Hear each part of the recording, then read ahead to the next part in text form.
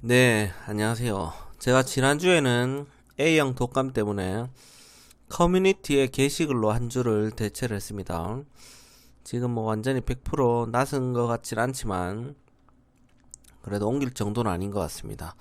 조금 녹음하는데 목소리가 조금 특히 거북하고 호흡이 조금 거칠더라도 양해를 해주셨으면 좋겠습니다. 구독자분 중 한 분께서 ENF 테크놀로지 문의를 해주셨는데 지금 시황을 한번 보고 그 종목 보도록 하겠습니다. 네이버 증권, 웬만하면 네이버 증권에 모든 게 다 나와 있다, 그렇게 항상 말씀을 드리죠. 제일 최근 기사로 한번 보겠습니다. 실적 시즌 변동성 확대 가능성. 자, 실적 시즌입니다. 그래서 매출액, 영업이익 잘 보시고 이상한 종목들은 상폐될 수도 있으니까 굉장히 조심해야 될 그런 시즌입니다. 중국 코로나, 미국 경제 지표에 주목을 해야 된다, 이렇게 또 나와 있습니다. 주간 증시 주요 일정이 이렇게 나와 있는데요. 보시면은 뭐 우리한테 크게 와닿는 건 없죠.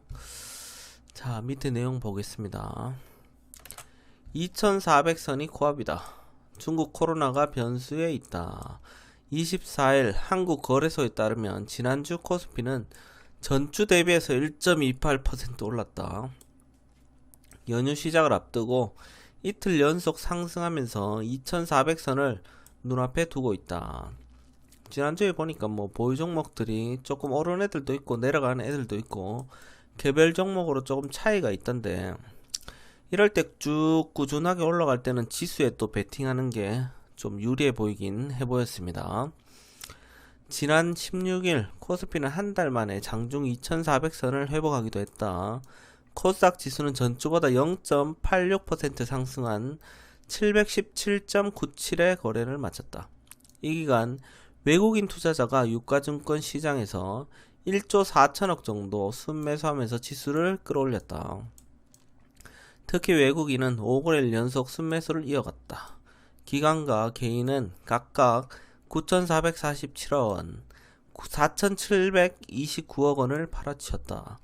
연휴 이후의 시장은 중국의 코로나 확산 영향을 받을 것으로 보인다.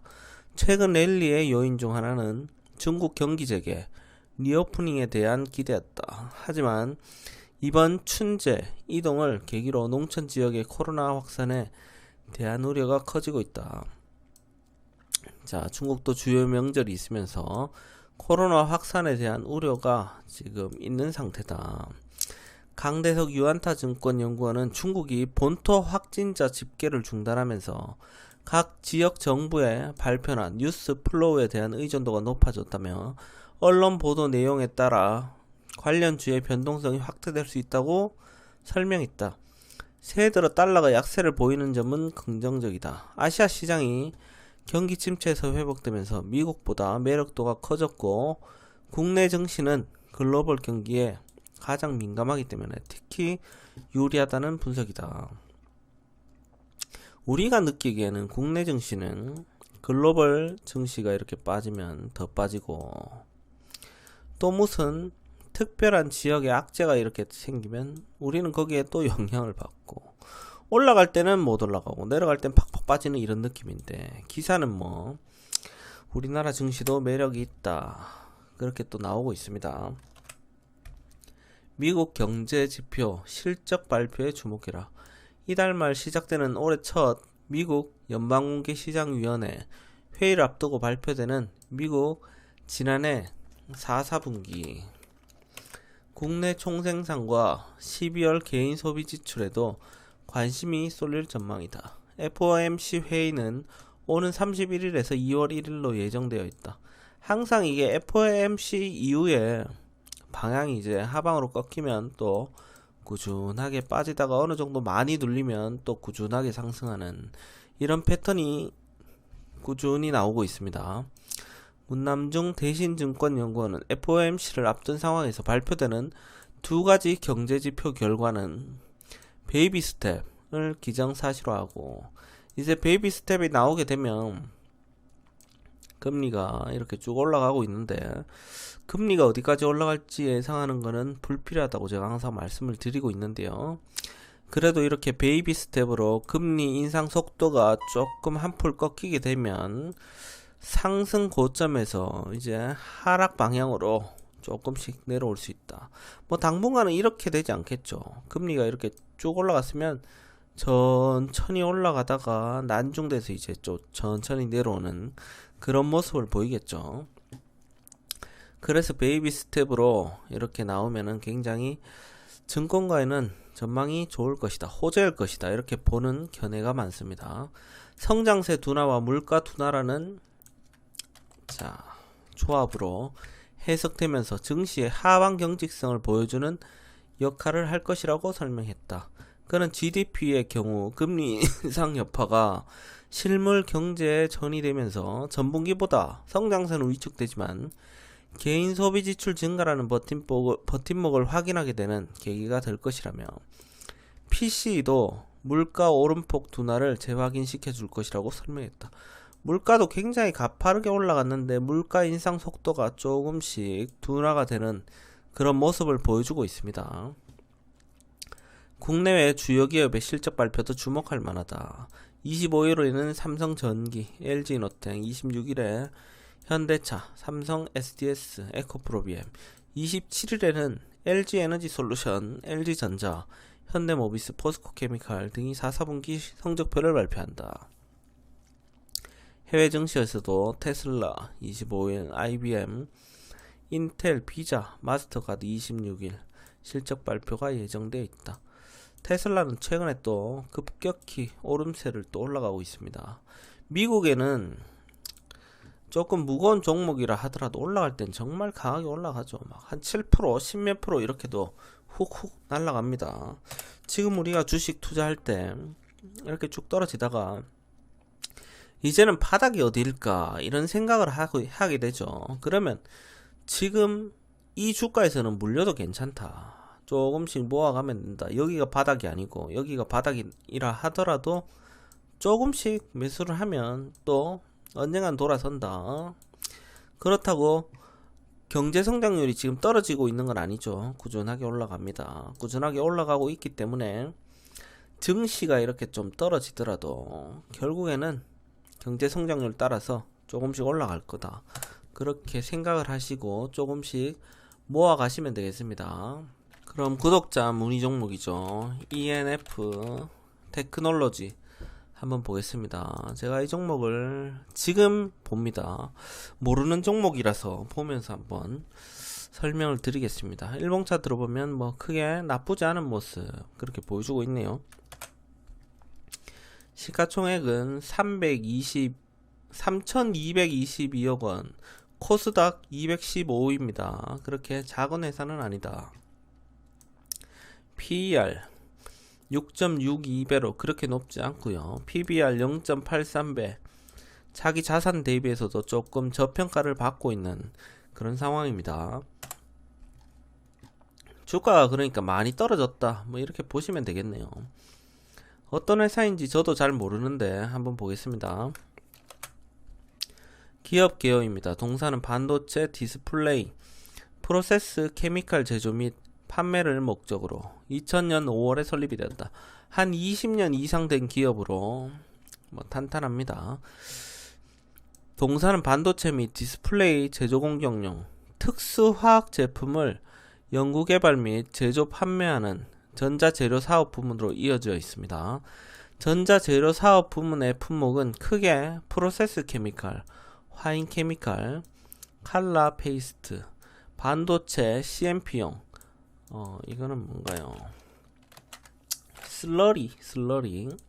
제가 요런 전문 용어는 잘 모르기 때문에 참고해서 들으시면 되겠고요. 주요 주주를 보시면 한국 알코올 산업 외 6인 35.64% 보유지분이 굉장히 한국 알코올 산업이 높은데 이게 한국 알코올을 얘기하는 건지 보자. 한국 알코올 보겠습니다. 한국 알코올 산업, 한국 알코올 뭐 똑같겠죠. 차트 보면 거의 비슷한 모습을 보여주고 있네요.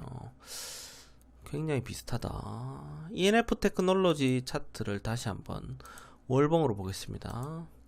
네, 차트가 거의 비슷하다. 다르지 않다.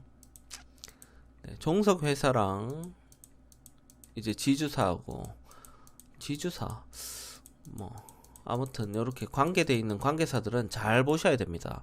강한 애가 있고 약한 애가 있으면 강한 쪽으로 이렇게 붙어야 되죠. 한국알콜이나 뭐 ENF 테크놀로지나 거의 비슷한 차트 모습을 보여주고 있습니다. ENF 테크놀로지가 조금 더 강해 보입니다. 현재로서는.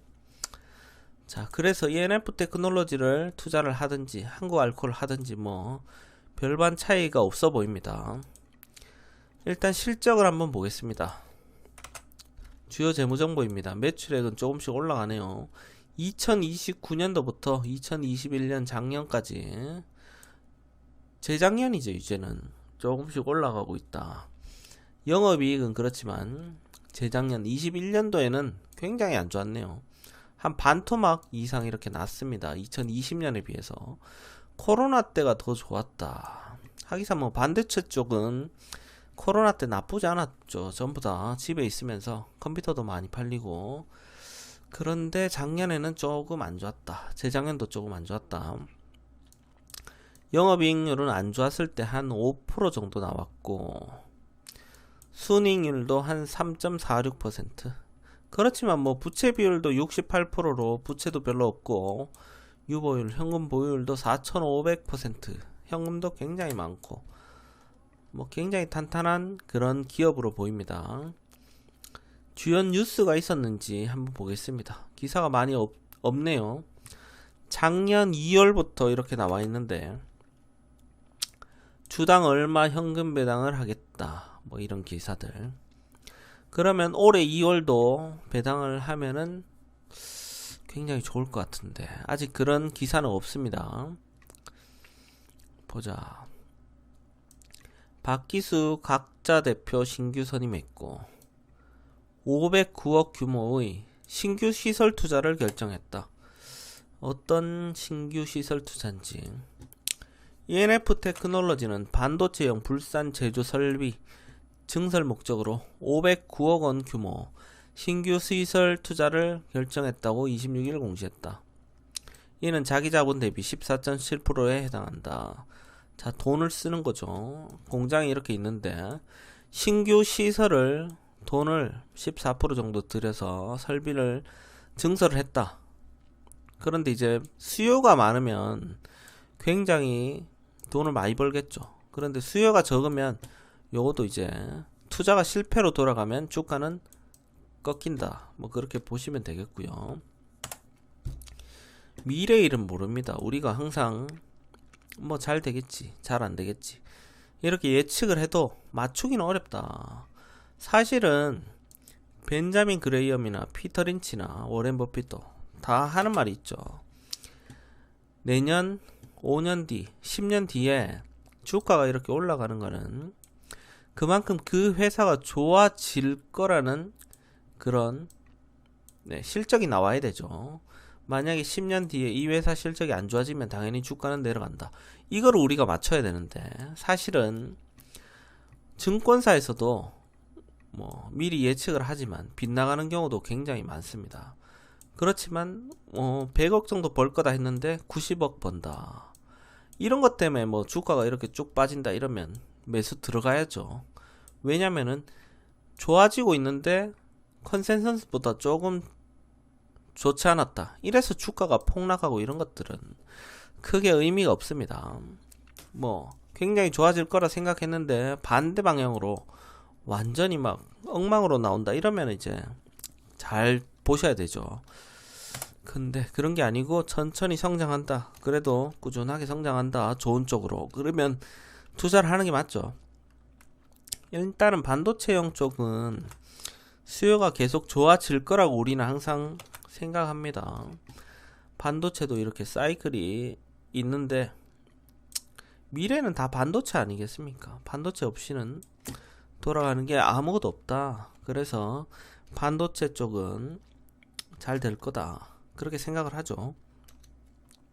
우리나라 코스피 지수를 움직이는데 삼성전자도 한 20-30% 역할을 하죠. 그만큼 반도체가 중요하고 삼성전자가 중요한 상황이다. 그렇게 보시면 되겠습니다. 이 종목은 뭐 반도체 섹터이기 때문에 섹터 쪽으로는 뭐 볼 게 없다. 그렇게 보시면 되겠습니다. 자, 봅시다. 일단 차트를 한번 보겠습니다. 차트는 월봉, 주봉, 일봉 순으로 전부 다 보시는 게 조금 낫다. 자, 전체적으로 월봉으로 봤을 때는 굉장히 텀이 깁니다.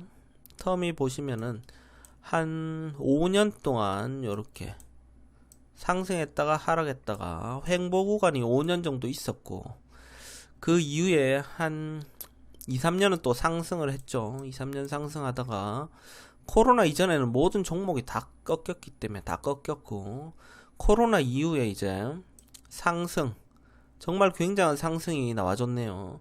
한 10배 가까이 올라왔는데, 거기서 현재는 눌림 구간이다. 요 구간이 깨지지 않으면 요거는 눌림 구간, 횡보 구간 이렇게 보시면 되겠죠. 지금 자리는 굉장히 좋은 지점인데, 일단은 실적이 계속 잘 나와줘야 된다. 지금처럼 실적이 반토막 났는데 올해도 반토막 나고 이러면 곤란하죠. 그러면 더 쭉 빠질 수 있다. 그렇게 보시면 되겠습니다. 일단 월봉 차트로는 여기 5월선을 제압해야 되는데 120월선이 마지막 지지라인이라 보면 굉장히 중요한 자리다. 요런 자리는 매수 타점이다. 짧게 봐도 120월선을 단기 저점으로 보고 들어가도 괜찮은 자리다. 그렇게 보시고요. 주봉 차트를 보시겠습니다. 네, 주봉 차트를 보셔도 쌍천장을 찍고 이제 요 자리를 깨게 되면 자, 이제 추세가 하락으로 전환이 되죠. 하락으로 전환이 되면 요 자리가 저항선이 된다. 요 자리 오면 이제 맞고 떨어지는 거죠. 현재로서는 지금 하락 추세를 전혀 뭐 벗어난 게 없어 보이죠. 딱 보더라도 조금 더 크게 보시면, 자, 상승 추세에서 천장 2번 두드리고 빠졌다. 빠지면서 깨면 되지 않는 그 선을 딱 깨고 내려왔기 때문에 요 자리가 이제 단기 저항선이 되고, 현재는 하락을 하고 있는 추세를 벗어난 건 전혀 변함이 없다. 벗어나지 않은 건 전혀 변함이 없다. 현재 하락 추세다. 그렇지만 살짝 고개를 돌리려고 하고 있죠. 지금 요런 자리 뭐 나쁘지 않다. 빠져도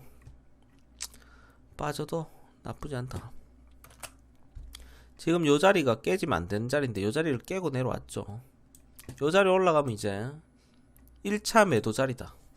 1차 매도 자리. 요 자리를 돌파하면 또 눌렸을 때 매수를 들어가면 된다. 그렇게 보시면 되겠고요. 일봉 차트 보시겠습니다. 아, 근데 이 종목은 진짜 너무 약하네. 한국알콜처럼 최근 저점 대비해서 20%에서 한 50%, 60%도 올라갔습니다. 왜냐면 이렇게 빠졌을 때 여기서 조금만 반등이 나와도 한 20%, 30%입니다. 위에서는 금액이 워낙 크기 때문에 50% 빠져도 얼마 금액으로 많이 안 깎이겠지만 19,200원에서 22,000원, 꼴랑 3,000원 올랐는데도 지금 17%나 올랐습니다. 요런 데서 이제 저점에서 들어가는 사람들은 요즘 같은 장에서도 굉장히 큰 돈을 벌 수 있죠. 자, 일봉 차트를 봤을 때는 지금 현재가 저항선입니다. 저항선에서는 항상 두 가지 선택. 이 자리를 강하게 돌파하면 정말 좋다. 근데 맞고 쭉 밀리면 매도 쳐야겠죠. 매도 치는 자리. 아니면 그냥 꾸준하게 보유하실 분들은 쌍바닥 지점에서 그냥 묻고 따지지도 말고 바로 추가 매수를 들어가야 된다. 요 자리 깨고 내려가면 또 마이너스 15에서 20%까지 내려간다.